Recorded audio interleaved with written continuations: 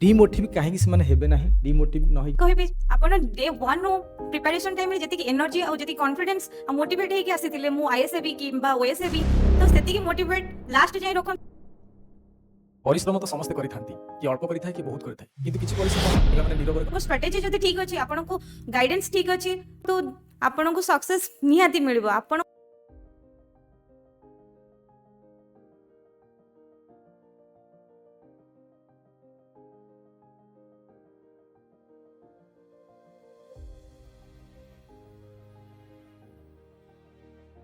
परिश्रम तो समस्ते करि थांती कि अल्प करि थाए कि बहुत करि थाए किंतु किछि परिश्रम पिला माने नीरव रे करा जाय थाए आउ से नीरव परिश्रम दिन ना दिने हमको हा हल्ला करिकी सफलतार पहाच रे पहुंची देय थाए तो पिला माने आपण मानक सामने मु जने एमिति कैंडिडेट को रखिबा को जाउची जे 2023 ओसीएस ओएस रैंक 325 को क्रैक कर सारिछंती आउ तांकर परिश्रम केमिति थिला तांकर जर्नी केमिति थिला से केते समय पढ़ुतिले आउ यही सफलता पछरे तांकर कौन स्टोरी रहितिला अर्थात किए तांको मोटिवेट करुतिले इंस्पिरेशन करुतिले आमे तांको मुहर सुनिबा तो मु प्रथमे तो स्वागत करिबी सस्मिता को for congratulation for your care okay तो मु चाहिबी समस्ते चाहूछंती जो माने हम सामने अछंती समस्ते चाहूछंती आपन को मुहर जानिबा पई आपनकर संक्षिप्त रे परिचय दे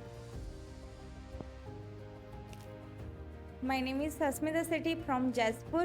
I have secured rank 325 in Odisha Civil Service Examination. तो आमे प्रथमे जानिबा को चाहिबा अच्छा ये जो ओडिशा सिविल सर्विस को प्रिपरेशन तो एत बड़ सिलेबस को समस्ते हाथे नहीं पारंतनी समस्ते करि पारंती नाही किंतु ये जो प्रिपरेशन को आपन को किए इंस्पायर करथिला अर्थात किए मोटिवेट करथिला जोथि पई कि आपन सिविल सर्विस प्रिपरेशन स्टार्ट करथिले और केबेठु करथिले स्टार्ट आपन प्रिपरेशन मोर civil service preparation graduation last year रु मु डिसाइड कली जे मु सिविल सर्विस लाइन में आसीबार अछि मो भौणी मते इंस्पायर करथुले केते वर्ष रानी प्रिपरेशन करूछंती आपन मु 5 ईयर हला मु प्रिपरेशन करूछि 5 ईयर प्रिपरेशन भितरे आपन कोन प्रीलिम मेन कोन केमती कोन क्लिक करथिले प्रिलिम्स मेन्स और इंटरव्यू सबू समस्तंकर डिफरेंट वेटेज रोचे जहाँ कि प्रिलिम्स पाई आपन को जति कि मोटिवेट है कि एग्जाम दबार अच्छी मेन्स को ता डबल मोटिवेशन नहीं कि हार्डवर्क करिया को पड़िबो सबुठु बड़ कथा होचे सस्मिता जे आम सामने जो माने अछंती बहुत नुआ और पुराना एमती बहुत कैंडिडेट अछंती जो माने कि से माने एबे भी प्रिपरेशन करूछंती आउ किछि जण अछंती जो माने एबे स्टार्ट करिवे प्रिपरेशन किंतु समस्त मन से गोटे प्रश्न थाए जे एक्चुअली आमर प्रिपरेशन केमिति करिवु आमर स्ट्रैटेजी कौन रहा दरकार जो प्रिलिम्स अच्छी मेन्स अच्छी देन इंटरव्यू अच्छी यार स्ट्रैटेजी कौन रहा दरकार किंतु समस्ते शुणा चाहिए आपण मुहर जे आपणकर प्रिलिम स्ट्रैटेजी केमिति थिला और केते समय पढ़ुथिले मॉक टेस्ट को केमिति दउथिले प्रिलिम रो स्ट्रैटेजी आपणकर केमिति थिला एग्जाम पूर्वरु एग्जाम पूर्व प्रिलिम्स एग्जाम पूर्व आपन को सिलेबस प्रथमे कंप्लीट करिवार अछि जोटा कि एग्जाम रे जोटा आसुछि ता ऊपर बेसी फोकस करिवार अछि धरा जो प्रिलिम्स रे पॉलिटी हला किंबा ज्योग्राफी हला हमको रेफरेंस बुक फॉलो करिवार अछि हमको रेफरेंस सहित करेंट अफेयर को भी मध्य फॉलो करिवार अछि आपनको राइट स्ट्रेटजी आपनकर सक्सेस रे गोटे पार्ट होबा थिला प्रिलिम कथा जे आपनकर स्ट्रैटेजी समस्तन तो स्ट्रैटेजी भिन्न भिन्न थाए डिफरेंट थाए किए 8 घंटा रे परिश्रम करी पाई जाउछंती किए 10 घंटा परिश्रम करी पाउछंती किंतु प्रिलिम को क्रैक कला पर गोटे मनीष भितर आम भितर कौन थाए होश आसी थाए जोश आसु थाए गोटे हौसला आसु थाए जदि मु प्रिलिम को क्रैक कर सारुची तो मेन को निश्चित क्रैक करी किंतु मेन्स गोटे राइटिंग सब्जेक्ट मेन्स गोटे राइटिंग सब्जेक्ट तो एते बड़ सब्जेक्ट जोटी कि एसए पेपर थाए कंपलसरी पेपर थाए जीएस पेपर थाए हिस्ट्री ज्योग्राफी पॉलिटी इकोनॉमिक्स सब किछि थाए तो आपणकर राइटिंग प्रोसेस आपणकर स्ट्रैटेजी कौन थिला मेन्स रो आउ केमिति पढुथिले आपण आउ केते समय पढुथिले मेन्स प्रिपरेशन करबा पई जितेबाला प्रिलिम्स क्रैक हो जाए किंबा प्रिलिम्स देई थांती निहाती आपण चेक कर देथिबे जे मोर हेबो कि नाही गोटे एक्सपेक्टेशन आसी जाई थाए प्रिलिम्स सरला देन आपण सिलेबस फॉलो करिवे मेंस पई जेमिति कि हमर रहउची paper 1 paper 2 paper 3 paper 4 optional आपण ऑप्शनल तो आपणकर स्ट्रेटेजी आपण केमिति माने ଭଲ ଲାଗୁଛି କେଉଁ ସବଜେକ୍ଟ ଜିଏସ୍ କେତେ କଭର କରୁଛି ସେଟାକୁ ଦେଖିକି ଆପଣଙ୍କୁ ଚୁଜ୍ କରିବାର ଅଛି। କେତେ ସମୟ ପଢୁଥିଲେ? ମୁଁ ଆଭରେଜ 8 to 12 ଆୱାର ପଢ଼ୁଥିଲି। 8 to 12 ଆୱାର ପଢୁଥିଲେ। Yes sir. ବହୁତ ଭଲ କଥା। ଅପସନାଲ ସବଜେକ୍ଟ ପାଇଁ ସମସ୍ତଙ୍କର ପ୍ରଶ୍ନ ଥାଏ ଅପସନାଲ ସବଜେକ୍ଟ ପାଇଁ, କାହିଁକି ନା ଗୋଟେ ସ୍କୋରିଂ ସବଜେକ୍ଟ ସେଟା ଅପସନାଲ ଗୋଟେ ସ୍କୋରିଂ ସବଜେକ୍ଟ, କାରଣ କିଛି ପିଲା ଥାନ୍ତି ଯୋଉମାନେ ନ୍ୟୁଲି ପ୍ରିପାରେସନ କରିଥାନ୍ତି ସେମାନେ ଅପସନାଲ ନେଇକି ବହୁତ କନଫ୍ୟୁଜ ହୁଅନ୍ତି। ଆପଣ ବି ଦିନେ ପ୍ରିପାରେସନ କରୁଥିବେ ଅପସନାଲ ସବଜେକ୍ଟ କନଫ୍ୟୁଜ ହେଇଥାନ୍ତି, ଏଥିପାଇଁ କିଛି ପିଲା ଭାବନ୍ତି ଯେ ମୋର ଫେଭରାଇଟ ସବଜେକ୍ଟକୁ ମୁଁ ଅପସନାଲ ନେଇଯିବି। ଆଉ କିଛି ପିଲା ଭାବନ୍ତି ନାଇଁ ମୋର ବ୍ୟାକଗ୍ରାଉଣ୍ଡ କୋର୍ସ ଯାହା ଅଛି ମୋର ଆର୍ଟ୍ସ ତ ସବଜେକ୍ଟ ଅଛି ତ ମୁଁ ହିଷ୍ଟ୍ରି ନେଇଯିବି, କିନ୍ତୁ କିଛି ସାଇନ୍ସ ପିଲା ଅଛନ୍ତି ସେମାନେ ବି ଆର୍ଟ୍ସ ସବଜେକ୍ଟକୁ ନେଇଯାଆନ୍ତି। ଆଉ କିଛି କିଛି ଅଛନ୍ତି ସ୍କୋରିଂ ସବଜେକ୍ଟକୁ ଲକ୍ଷ୍ୟ ରଖି ନେଇଥାନ୍ତି। ତ ଆପଣ କେମିତି ଅପସନାଲକୁ ଚୁଜ୍ କରିଥିଲେ ଆଉ ଅପସନାଲକୁ କେମିତି ରାଇଟିଂ କରୁଥିଲେ, କେତେ ସମୟ ଟାଇମ ଦେଇକି ଅପସନାଲକୁ ସ୍କୋରିଂ କରିପାରିଥିଲେ? ଅପସନାଲ ମୋ ମତରେ ଆପଣଙ୍କର ଇଣ୍ଟରେଷ୍ଟ ଥିବା ଦରକାର ସବଜେକ୍ଟ ପ୍ରତି। ଦେନ୍ ଜିଏସ୍ ଆପଣ ଜିଏସ୍ ବି କଭର କରୁଥିବା ଦରକାର। ଯଦି ଆପଣ ନିଜ ସବଜେକ୍ଟ ବି ନେଉଛନ୍ତି ସେତିକି କନଫିଡେନ୍ସ ନେଇକି ନିଅନ୍ତୁ, ଦେନ୍ ମାର୍କ ସ୍କୋରିଂ ହେବ। ଆଚ୍ଛା, ଆପଣଙ୍କର କ'ଣ ଅପସନାଲ ଥିଲା? ଜିଓଗ୍ରାଫି। ସାଇନ୍ସ ଥାଇକି ଜୋଗ୍ରାଫି ନେଇଥିଲେ, ଭଲ ସ୍କୋର ବି ଆସିଥିଲା। ଆଚ୍ଛା, ତ ଅପସନାଲ କଥା ଗଲା, ସମସ୍ତେ ନିଜ ନିଜର ପ୍ରିପାରେସନ ସମସ୍ତଙ୍କର ଲେଭେଲ ଅନୁସାରେ ବି ଅପସନାଲକୁ ଚୁଜ୍ କରିପାରନ୍ତି। ମେନ୍ କଥା ହେଉଛି ବହୁତ ପିଲାଙ୍କର ଥାଏ ପ୍ରଶ୍ନ ସାର୍ ପ୍ରିଲିମ୍ ମେନ୍ କ୍ଲିକ୍ ହେଲା ପରେ ଇଣ୍ଟରଭ୍ୟୁ ପାଇଁ ଟିକେ ଡର ଥାଏ। କେତେଜଣ ଥାନ୍ତି ଟିକେ ଏତେ ଜଣ ପ୍ୟାନେଲରେ ବସିଥିବେ ଆମେ କେମିତି କ'ଣ କୋଶ୍ଚିନ୍ ପଚାରିବେ, ଓଡ଼ିଆରେ ପଚାରିବେ କି ଇଂଲିଶରେ ପଚାରିବେ, ତ ଏସବୁ ନେଇକି କନଫ୍ୟୁଜନ୍ ଥାଏ।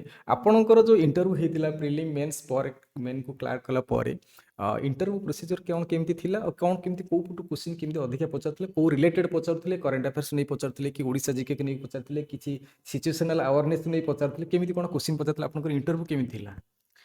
ମୋର ସିଆଇଏ ଫର୍ମ ଯେଉଁ ଦିଆଯାଇଥାଏ ତାରି ଉପରେ ହିଁ କ୍ୱେଶ୍ଚିନ୍ ଆସିଥାଏ। ଯେମିତିକି ମୋର ହବି ଥିଲା reading Gita, planting tree and drawing, ଯେଉଁଟାକି ଗୀତା ଉପରେ ମୋତେ ବହୁତ କ୍ୱେଶ୍ଚିନ୍ ପଚାରିଥିଲେ। ଯେମିତିକି କିଛିଟା ଶ୍ଲୋକ ସେ କେଉଁ ଅଧ୍ୟାୟରେ ରହୁଛି, ଆଉ ଅନ୍ୟ କିଛି ଶ୍ଲୋକ ବି ପଚାରିଥିଲେ, ଆଉ ପ୍ଲାଣ୍ଟିଂ ଟ୍ରି। ସବଜେକ୍ଟ ରିଲେଟେଡ୍ କ'ଣ ପଚାରିଥିଲେ? ସବଜେକ୍ଟ ରିଲେଟେଡ୍ ଯେମିତି ଜିଓଗ୍ରାଫି ଅପସନାଲରୁ କ୍ୱେଶ୍ଚିନ୍ ଉଠେଇଥିଲେ ଆମ ଡିଷ୍ଟ୍ରିକ୍ଟ ଉପରେ।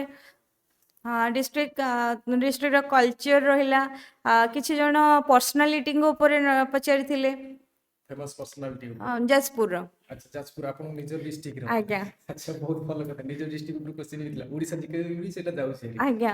ଆଚ୍ଛା, ହେଉଛି ପିଲାମାନଙ୍କର ଯେଉଁ ପ୍ରିପାରେସନ୍ ଚାଲିଥାଏ ସେ ପ୍ରିପାରେସନ୍ ଆମେ ତ ସବୁ ସବଜେକ୍ଟ ସମସ୍ତଙ୍କୁ ତ ଲାଗିବନି ଇଜି, କାହିଁକି ନା ଡିଫରେଣ୍ଟ ଡିଫରେଣ୍ଟ ବ୍ୟାକଗ୍ରାଉଣ୍ଡରେ ଥାନ୍ତି। ଆପଣ ନିଜେ ସାଇନ୍ସ ବ୍ୟାକଗ୍ରାଉଣ୍ଡ ଥାଇକି ଜିଓଗ୍ରାଫିକ୍ ଅପସନାଲ ନେଇଛନ୍ତି। ଆମେ ସିଭିଲ ସର୍ଭିସ ସମସ୍ତେ ଜାଣିଥାନ୍ତି, ସମସ୍ତେ ସେଇ history geography polity economics GS subject ଥାଏ, କିନ୍ତୁ କିଛି ସବଜେକ୍ଟ ଆମକୁ ହାର୍ଡ଼ ଲାଗିଥାଏ। ଆପଣଙ୍କର ହାର୍ଡ଼ ସବଜେକ୍ଟକୁ କେତେ ସମୟ ଟାଇମ୍ ଦେଉଥିଲେ, କେମିତି ପଢ଼ୁଥିଲେ, ଯେଉଁଟାକୁ ଆପଣ ଯେଉଁ ସବଜେକ୍ଟ ହାର୍ଡ଼ ଲାଗୁଥିଲା, ଫର୍ ଏକ୍ଜାମ୍ପଲ୍ ଆପଣଙ୍କର ମନେକର ଜିଏସ୍ର କୌଣସି ସବଜେକ୍ଟ ହାର୍ଡ଼ ଲାଗୁଛି ତାକୁ କେମିତି ପଢ଼ୁଥିଲେ, କେତେ ସମୟ ପଢ଼ୁଥିଲେ, କେଉଁ ଟାଇପ୍ର? ମୋତେ ଜିଏସ୍ରେ ମୋତେ ପଲିଟି ଟିକେ ହାର୍ଡ଼ ଲାଗୁଥିଲା, ଯେହେତୁ ମୁଁ ସେଥିରେ ୱିକ୍ ଥିଲି। ଲାଷ୍ଟ ଇୟର ବି ମଧ୍ୟ ସେ ପଲିଟି ପାଇଁ ହିଁ ମୋର ଇଣ୍ଟରଭ୍ୟୁରେ କଲ୍ ଆସିନଥିଲା, ତ ମୁଁ ସେଥିପାଇଁ ମୁଁ ପଲିଟିକୁ ଟେଷ୍ଟ ସିରିଜ୍ କିଛିଟା ମୁଁ ଫଲୋ କରିଥିଲି। ଆଉ କିଛିଟା ମ୍ୟାଗାଜିନ୍ ରହିଲା କିମ୍ବା କିଛି ଡେଟା ଆଣ୍ଡ ଫ୍ୟାକ୍ଟ ତାକୁ ବି ଫଲୋ କରିଥିଲି। ଆଉ ଯେଉଁଟା ମେନ୍ ମେନ୍ ଟପିକ୍ ତାକୁ ହିଁ ଫଲୋ କରିଥିଲି। ଓକେ, ଆମେ ସମସ୍ତେ ଜାଣିବାକୁ ଚାହିଁବୁ ଯେ ଆମେ ଯେତେବେଳେ ପ୍ରିପାରେସନ୍ କରୁଛନ୍ତି, ଆମ ସାମ୍ନାରେ ବି ଅଛନ୍ତି ଯେତେ ଜଣ ସେମାନେ ବି ପ୍ରିପାରେସନ୍ କରୁଛନ୍ତି, ତ କ'ଣ ହୁଏ ନା ପ୍ରିପାରେସନ୍ କରିବା ସମୟରେ ଆମ ଲାଇଫରେ ଗୋଟେ ଟର୍ଣ୍ଣିଂ ପଏଣ୍ଟ ଆସେ, ଯେଉଁ ଟର୍ଣ୍ଣିଂ ପଏଣ୍ଟଟା କି ଆମକୁ ସମ୍ପୂର୍ଣ୍ଣ ପରିବର୍ତ୍ତନ କରିଦିଏ। ସେଇଭଳି ଟର୍ଣ୍ଣିଂ ପଏଣ୍ଟ ଆପଣଙ୍କ ଲାଇଫରେ ଆସିଥିବ ଯେଉଁଟାକି ଆପଣଙ୍କୁ ଓସିସି ଆଡ଼କୁ ନେଇଯାଇଥିବ, ଯାହାର ସଫଳତା ଆମେ ଆଜି ସମସ୍ତେ ଦେଖୁଛୁ ଆମେ ସଫଳତାକୁ। ତ ଏମିତି କିଛି ଅଛି କାହାଣୀ କି ଏମିତି କିଛି ଷ୍ଟୋରି ଅଛି କି ଏମିତି କିଛି ଇନ୍ସପିରେସନ୍ ସିଚୁଏସନ୍ସ ଅଛି, ମୋମେଣ୍ଟ ଅଛି ଯେଉଁଟାକି ଆପଣଙ୍କୁ ପୁରା ପରିବର୍ତ୍ତନ କରିଦେଇଛି ଓସିସି ଆଡ଼କୁ, ସେମିତି କିଛି? ଆଜ୍ଞା, ଗ୍ରାଜୁଏସନ୍ ମୋର ଯେତେବେଳେ ସରିଲା, ମୋ ଭଉଣୀ ଯେହେତୁ ସେ ଅମିନ ଥିଲେ, ତ ତାଙ୍କର ହାୟର ଅଥରିଟି ତାଙ୍କୁ ଯେତେ ଭଲ ୱାର୍କ କଲେ ବି ସେ ସାଟିସ୍ଫାଏ ହେଉନଥିଲେ। ସିଏ ସେଇଠୁ ରିଗ୍ରେଟ୍ କରେ ଯେ କାହିଁକି ମୁଁ ସିଭିଲ୍ ସର୍ଭିସ୍ ଲାଇନରେ ଆସିଲିନି। ଯଦିଓ ମୁଁ ଆସିନି, ମୋ ଭଉଣୀ ତ ଅଛି, ତାକୁ ହିଁ ମୁଁ ସିଭିଲ ସର୍ଭିସ ଲାଇନରେ ପୁରେଇବି ଆଉ ତାକୁ ପ୍ରୁଭ କରିକି ଦେଖେଇବି ଯେ ସିଏ ଗୋଟେ ଭଲ ସିଭିଲ ସର୍ଭେଣ୍ଟ ହେବ ଯିଏକି ତାଙ୍କର ୱାର୍କର ଆଇ ମିନ୍ ତଳ ଲେଭେଲରେ ଯେଉଁ ୱାର୍କର ରହୁଛନ୍ତି ତାଙ୍କୁ ସେତିକି ରେସ୍ପେକ୍ଟ ମିଳିବା ନିହାତି ଦରକାର। ଓକେ, ତ ଆପଣଙ୍କର ସେଇ ସଫଳତାରେ ସବୁଠୁ ବଡ଼ ଶ୍ରେୟ ହେଉଛନ୍ତି ଆପଣଙ୍କ ଭଉଣୀ। ଆଚ୍ଛା, ଆଉ ଗୋଟେ କଥା, ଏଇ ଯେଉଁ ସଫଳତା ଆପଣ ଆଜି ପାଇସାରିଛନ୍ତି, 325 ର୍ୟାଙ୍କରେ ଅଛନ୍ତି 2023 OCSର, ଏ ସଫଳତାର ଶ୍ରେୟ ଆପଣ କାହା କାହାକୁ ଦେବାକୁ ଚାହିଁବେ? ମୁଁ ସର୍ବପ୍ରଥମେ ମୋ ଭଉଣୀକି ହିଁ ଦେବି, ଦେନ୍ ମୋର ଟିଚର, ମୋ ଫ୍ୟାମିଲି, ମୋ ଫ୍ରେଣ୍ଡ ସମସ୍ତଙ୍କୁ ଦେବି। ଓକେ, ଠିକ୍ ଅଛି। ଇଏ ସବୁଠୁ ଭଲ କଥା, କାରଣ ଆମେ ଯେତେବେଳେ ସଫଳତା ପାଇସାରିଥାଏ ସମସ୍ତେ ଈଶ୍ୱର, ବାପା ମା, ନିଜ ଟିଚର୍ସ ସମସ୍ତଙ୍କୁ ଆମେ ସଫଳତା ଶ୍ରେୟ ଦେଇଥାଉ। ବର୍ତ୍ତମାନ ଆପଣ ତ ପହଞ୍ଚି ସାରିଛନ୍ତି ଆପଣଙ୍କର ସଫଳତାର ପାହାଚରେ।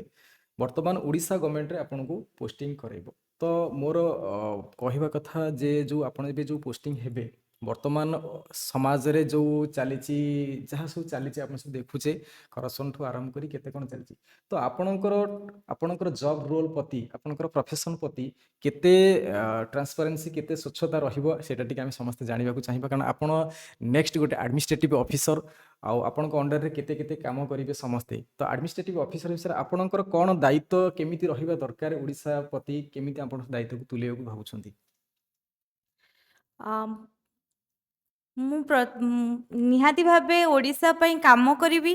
ଓଡ଼ିଶାରେ ଯେମିତି ଡେଭଲପ୍ ହେଇପାରିବ, ଲୋକମାନଙ୍କ ମାନେ ପ୍ରତି ଲୋକଙ୍କ ପାଖରେ ଗଭର୍ଣ୍ଣମେଣ୍ଟ ସ୍କିମ୍ ଯେମିତି ପହଞ୍ଚି ପାରିବ, ଆଉ ଲୋକ ତାଙ୍କ ରାଇଟ୍ସ ଭିତରେ ଉପରେ ହେଲା ଜାଣିବେ ହଁ ଏଇ ରାଇଟ୍ ମୋର, ଏଇଟା ଯଦି ବି କିଛି ସେଥିରୁ ବଞ୍ଚିତ ହେଉଛନ୍ତି ତାକୁ କେମିତି ଲୋକଙ୍କ ପାଖରେ ପହଞ୍ଚେଇବି, ଆୱେରନେସ୍ କ୍ରିଏଟ୍ କରିପାରିବି, ତା ପ୍ରତି ମୁଁ ବେଶୀ ଫୋକସ୍ ଦେବି। ଆଚ୍ଛା, ଏଇ ଜବ୍ ରୋଲ୍ ସହିତ ଆପଣଙ୍କର ଆଉ କିଛି ନେକ୍ସଟ ଭିଜନ ଅଛି, ଯେମିତିକି ଆଉ କିଛି ଆଗକୁ କରିବେ, ଆଉ କିଛି ଆଗକୁ ଆଉ ଉପର ଲେଭେଲକୁ ଯିବାକୁ ଚାହୁଁଛନ୍ତି ଆ ସହିତ ବି? ନିହାତି ଭାବେ ମୁଁ ଆଇଏଏସ୍ ପାଇଁ ପ୍ରିପେୟାର ହେଉଛି। ବହୁତ ଭଲ କଥା। ଆଚ୍ଛା, ଠିକ୍ ଅଛି।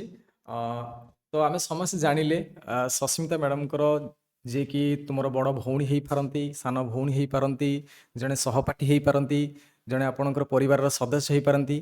ତାଙ୍କର ଦୀର୍ଘ ପରିଶ୍ରମର ଯେଉଁ ଜର୍ଣ୍ଣି ଥିଲା, ଷ୍ଟାର୍ଟିଂରୁ କହନ୍ତି ଆରମ୍ଭରୁ ଆରମ୍ଭ ଯାଏ ଯେଉଁ ପରିଶ୍ରମ ଥିଲା, ସେ ସମସ୍ତଙ୍କୁ ସେୟାର କଲେ, ତାଙ୍କର ଶ୍ରେୟ ଦେଲେ, ତାଙ୍କର ବାପା ମା, ତାଙ୍କର ସ୍ପେଶାଲି ଭଉଣୀ, ତାଙ୍କ ଟିଚର୍ସ, ପିରାମିଡ଼ରୁ ହୁଅନ୍ତୁ, ସବୁ ଟିଚରମାନଙ୍କୁ ସେ ବି ଶ୍ରେୟ ଦେଇଛନ୍ତି। ନିଶ୍ଚିତ ଗୁରୁଙ୍କର ଆଶୀର୍ବାଦ ରହିଥାଏ। ତ ଏଇଠି ବହୁତ ଭଲ କଥା, ଆମକୁ ବହୁତ ସଂକ୍ଷିପ୍ତ ଭାବରେ ସସ୍ମିତା ଆମକୁ କହିଲେ ଯେ ତାଙ୍କର ଯେଉଁ ଜର୍ଣ୍ଣି ଥିଲା, ପୁରା ଆରମ୍ଭରୁ ଶେଷ ପର୍ଯ୍ୟନ୍ତ, ତାଙ୍କର ପ୍ରିପାରେସନ୍ ଷ୍ଟାର୍ଟିଂରୁ ଏବେ ପର୍ଯ୍ୟନ୍ତ ଯେଉଁ ଜର୍ଣ୍ଣି ଥିଲା, ତାଙ୍କର ପ୍ରିଲିମ୍, ମେନ୍ସ, ତାଙ୍କର ମୋଟିଭେଟର ସବୁ କିଛି ପ୍ରିପାରେସନ୍ ଠିକ୍ ଥିଲା, ଆଉ ଆଜି ସେ ସଫଳତା ପାଇସାରିଛନ୍ତି। କିନ୍ତୁ ଆମ ସାମ୍ନାରେ ଯେଉଁମାନେ ଅଛନ୍ତି, କିଛି ନୂଆ ପ୍ରିପାରେସନ୍ କରୁଛନ୍ତି କି ପ୍ରିପାରେସନ୍ କରି ନିଜକୁ ଡିମୋଟିଭ୍ ହେଇଗଲେଣି, ଆଉ ଇଚ୍ଛା ହେଉନାହିଁ, କିନ୍ତୁ ନୂଆ ପ୍ରିପାରେସନ୍ ଯେଉଁମାନେ କରୁଛନ୍ତି, ସେମାନଙ୍କ ଭିତରୁ ଆମର ସସ୍ମିତାଙ୍କର କେତେଜଣ ଭଉଣୀ ହେଇଥାଇପାରନ୍ତି, ସହପାଠୀ ହେଇପାରନ୍ତି, ସାଙ୍ଗସାଥି ଯେଉଁ କହୁଛନ୍ତି ରିଲେଟିଭ୍ ହେଇଥାଇପାରନ୍ତି, ଯେଉଁମାନେ ଆସ୍ପିରାଣ୍ଟସ୍ ଅଛନ୍ତି। ଏଇ ଯେଉଁ ନୂଆ ଆସ୍ପିରାଣ୍ଟସ୍ ଅଛନ୍ତି ଆମ ସାମ୍ନାରେ, ଯେଉଁମାନେ ପ୍ରିପାରେସନ୍ ଏବେ ବି କଣ୍ଟିନ୍ୟୁ କରୁଛନ୍ତି, ସେମାନଙ୍କ ପାଇଁ ସଜେସନ୍ କ'ଣ ରହିବ, ଆଉ କେମିତି କ'ଣ ଗାଇଡାନ୍ସ କାହାଠୁ ପାଇପାରିବେ? ପ୍ରଥମେ ସିଲାବସ୍ ଦେଖନ୍ତୁ, ସିଲାବସ୍ ଅନୁସାରେ ଆପଣଙ୍କର ରୋଟିନ୍ ବନାନ୍ତୁ। ଆପଣ କେଉଁଥିରେ କେଉଁ ସବଜେକ୍ଟରେ ଷ୍ଟ୍ରଙ୍ଗ ଅଛି ଆଉ କେଉଁ ସବଜେକ୍ଟରେ ୱିକ୍ ଅଛନ୍ତି ତାକୁ ଆଇଡେଣ୍ଟିଫାଇ କରନ୍ତୁ, ଦେନ୍ ସେଇ ହିସାବରେ ଟାଇମ୍ ବନାନ୍ତୁ ଯେମିତିକି ଆପଣଙ୍କୁ ସକ୍ସେସ୍ ଆଣିଦେବ। ଆଉ ଆପଣଙ୍କର ମେନ୍ ହେଉଛି ସିଭିଲ୍ ସର୍ଭିସ୍ ପ୍ରିପାରେସନରେ ଗାଇଡେନ୍ସର ଅଭାବ ଥାଏ, ଯେଉଁଟାକି ଆପଣ ପରଫେକ୍ଟ ଗାଇଡେନ୍ସ ଯେମିତି ପାଇବେ, ଯେମିତି ଟିଚର ହେଲେ କି ନିଜ ସିନିୟର ଯେଉଁମାନେ ହେଲା କ୍ରାକ୍ କରିଛନ୍ତି ତାଙ୍କୁ ଫଲୋ କରନ୍ତୁ, ତାଙ୍କ ସହିତ କଣ୍ଟାକ୍ଟରେ କଥା ହୁଅନ୍ତୁ, ତ ଆପଣ ରାଇଟ୍ ଷ୍ଟ୍ରାଟେଜି ପାଇପାରିବେ। ଆଉ ଆନ୍ସର ରାଇଟିଂ ଉପରେ ବେଶୀ ଫୋକସ୍ କରିବେ ଯେତେବେଳେ ମେନ୍ସ ଆସିଯାଉଛି। ତ ତା ସହିତ କରେଣ୍ଟ ଆଫେୟାର ରହିଲା, ରେଫରେନ୍ସ ବୁକ୍ ଯେତିକି ଫଲୋ କରିବା ଦରକାର ତାକୁ କରିକି ମଧ୍ୟ ଆପଣ କରେଣ୍ଟ ଆଫେୟାର ଇୟର୍ଲି ବାଲା ହିଁ ଫଲୋ କରନ୍ତୁ। ସସ୍ମିତା ତାଙ୍କର କମ୍ପ୍ଲିଟ୍ ଷ୍ଟୋରି ଆମ ସହିତ ସେୟାର କଲେ, ତାଙ୍କର ପ୍ରିପାରେସନ୍ କେମିତି ଥିଲା ପ୍ରଥମରୁ। କିନ୍ତୁ ଏହାରି ଭିତରେ କିଛି କଥା ରହିଛି ଯେଉଁମାନେ ଆମ ସାମ୍ନାରେ ଅଛନ୍ତି, କିଛି କ୍ୟାଣ୍ଡିଡେଟ୍ ଅଛନ୍ତି ଯେଉଁମାନେ ଏବେ ଷ୍ଟାର୍ଟିଂରୁ ପ୍ରିପାରେସନ୍ କରୁଛନ୍ତି, ସେମାନେ କିଛି ସମୟ କିଛି ଦିନ ପଢ଼ିଲା ପରେ ନିଜକୁ ଡିମୋଟିଭ୍ କରିଦେଉଛନ୍ତି, କିମ୍ବା କିଛି କ୍ୟାଣ୍ଡିଡେଟ୍ ଅଛନ୍ତି ଯେଉଁମାନେ କି 2-4 ବର୍ଷ ହେଲାଣି ପ୍ରିପାରେସନ୍ କରୁଛନ୍ତି କିନ୍ତୁ ବେଳେବେଳେ ଭାବୁଛନ୍ତି ନାଇଁ ମୁଁ ପଢ଼ିପାରିବି ନାହିଁ, ମୋ ଦ୍ୱାରା ହେଇପାରିବ ନାହିଁ, ଡିମୋଟିଭ୍ ନିଜକୁ କରିଦେଉଛନ୍ତି। ଆପଣ ବି ବେଳେବେଳେ ଭାବିଥିବେ ବୋଲି ମୁଁ ଭାବୁଛି। ତ ସେଇ ସମୟରେ ଆପଣ ନିଜକୁ କେମିତି ମୋଟିଭେଟ୍ କରୁଥିଲେ, ଆଉ ଯେଉଁମାନେ ସାମ୍ନାରେ ଆପଣଙ୍କର ସହପାଠୀ ହୁଅନ୍ତୁ କିମ୍ବା ସାଙ୍ଗମାନେ ଅଛନ୍ତି, ଯେଉଁମାନେ ସାନ ଭାଇ ସାନ ବଡ଼ ଭଉଣୀ ବି ଅଛନ୍ତି, ସେମାନଙ୍କ ପାଇଁ ଆପଣଙ୍କର କ'ଣ ସଜେସନ୍ ରହିବ? ଡିମୋଟିଭ୍ କାହିଁକି ସେମାନେ ହେବେ ନାହିଁ, ଡିମୋଟିଭ୍ ନ ହେଇକି ମୋଟିଭେଟ୍ କେମିତି ଆପଣ କରିବେ? ମୁଁ ଏତିକି କହିବି, ଆପଣ ଡେ 1ରୁ ପ୍ରିପାରେସନ୍ ଟାଇମ୍ରେ ଯେତିକି ଏନର୍ଜି ଆଉ ଯେତିକି କନଫିଡେନ୍ସ ଆଉ ମୋଟିଭେଟ୍ ହେଇକି ଆସିଥିଲେ, ମୁଁ ଆଇଏସ୍ ହେବି କିମ୍ବା ଓଏସ୍ ହେବି, ତ ସେତିକି ମୋଟିଭେଟ୍ ଲାଷ୍ଟ ଯାଏଁ ରଖନ୍ତୁ। ଆପଣଙ୍କୁ ସକ୍ସେସ୍ ନିହାତି ମିଳିବ। ଆପଣଙ୍କ ଷ୍ଟ୍ରାଟେଜି ଯଦି ଠିକ୍ ଅଛି, ଆପଣଙ୍କୁ ଗାଇଡେନ୍ସ ଠିକ୍ ଅଛି, ଆଉ ଆପଣଙ୍କୁ ମୋଟିଭେଟ୍ କରିବା ଲୋକ ହିଁ ଆପଣଙ୍କର ଫେଲୁଅର ଟାଇମ୍ରେ ଆପଣଙ୍କୁ ମୋଟିଭେଟ୍ କରିଛି, ହଁ ଏଥରକ ହେଲାନି ତ ନେକ୍ସଟ ଟାଇମ୍ ହେବ। ଆପଣଙ୍କୁ ସେଇଟା ହିଁ ଆପଣଙ୍କୁ ସକ୍ସେସରେ ନିହାତି ଠିଆ କରିବ। ମୁଁ ବି ମଧ୍ୟ ହେଲା କିଛି ସମୟରେ ହେଲା ରଙ୍ଗ ଷ୍ଟ୍ରାଟେଜି ଫଲୋ କରିଥିଲି, ଯେଉଁଟାକି ମୋତେ ବାରବାର ଫେଲୁଅର ଆଣି ଦେଇଥିଲା। ଆଉ ମୋର ପରଫେକ୍ଟ ଗାଇଡେନ୍ସ, ଯେମିତିକି ପିରାମିଡ଼ କ୍ଲାସେସ୍ ର ଟିଚର ମାନେ ମୋତେ ଗାଇଡେନ୍ସ ଯୋଗାଉଥିଲେ। କହିବାକୁ ଚାହିଁବି, ମୁଁ ଯେତେବେଳେ ଡିମୋଟିଭେଟ୍ ହୁଏ, ଯେତେବେଳେ ରେଜଲ୍ଟ ଆସିବା ଟାଇମ୍ ଥାଏ, ବହୁତ ମାନେ ହାର୍ଟବିଟ୍ ତ ବଢ଼ୁଥାଏ, ତ ସେଇ ଟାଇମ୍ରେ ମୁଁ ଭଗବାନଙ୍କ କିଛି ଭଜନ ଶୁଣୁଥିଲି। ଆଉ ମୋଷ୍ଟ ଇମ୍ପୋର୍ଟାଣ୍ଟ, ମୁଁ ଟିଚରଙ୍କର ଯେମିତି ଗୁରୁ ଦିବସରେ କିଛିଟା ହାଇଲାଇଟ୍ ସଙ୍ଗ, ତାକୁ ବେଶୀ ହେଲା ଶୁଣୁଥିଲି ଯେ ହଁ ମୋ ପାଖରେ ହେଲା ମୋ ଟିଚରଙ୍କ ଆଶୀର୍ବାଦ ଅଛି, ମୁଁ ନିହାତି ଦିନେ ନା ଦିନେ ସକ୍ସେସ୍ ହେବି। ସେତିକି ମାନେ କନଫିଡେନ୍ସରେ ମୁଁ ଆଗେ ଚାଲିଥିଲି। ବହୁତ ବହୁତ ଭଲ କଥା। ଆଉ ଗୁରୁଙ୍କୁ ଏତେ ସମ୍ମାନ କରୁଥିବାରୁ, ପିତାମାତାଙ୍କୁ ସମସ୍ତଙ୍କୁ ସମ୍ମାନ କରିଥିବାରୁ, ଆଉ ସାନ ଭାଇ ଭଉଣୀମାନଙ୍କୁ ଏତେ ସ୍ନେହ ଦେଉଥିବାରୁ ବହୁତ ବହୁତ ଧନ୍ୟବାଦ। ଆଉ ଆଗାମୀ ଯେଉଁମାନେ ଦେଖୁଛନ୍ତି, ସେମାନେ ଆପଣଙ୍କର ମୋଟିଭେସନକୁ, ଆପଣଙ୍କର ଷ୍ଟ୍ରାଟେଜିକୁ ବି ଫଲୋ କରି ନିହାତି ଆପଣଙ୍କର ସକ୍ସେସ୍ ଆଉ ଆପଣଙ୍କର ଜର୍ଣ୍ଣି ଆଉ ଆପଣଙ୍କର ଲାଇଫ୍ ଷ୍ଟୋରି ଏ ସବୁ କିଛି ସେୟାର କରିଥିବାରୁ, ଏହାଦ୍ୱାରା ବହୁତ ଓଡ଼ିଶାର ଯେଉଁମାନେ ପ୍ରିପାରେସନ୍ କରୁଛନ୍ତି, ଓପିଏସ୍ସିକୁ ଓଏସ୍କୁ ପ୍ରିପାରେସନ୍ କରୁଛନ୍ତି, ବହୁତ ଉପକୃତ ହେବେ।